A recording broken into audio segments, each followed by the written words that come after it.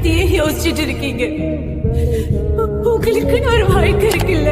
என் வாழ்க்கையே நீதானம்மா. பிராணம் நான்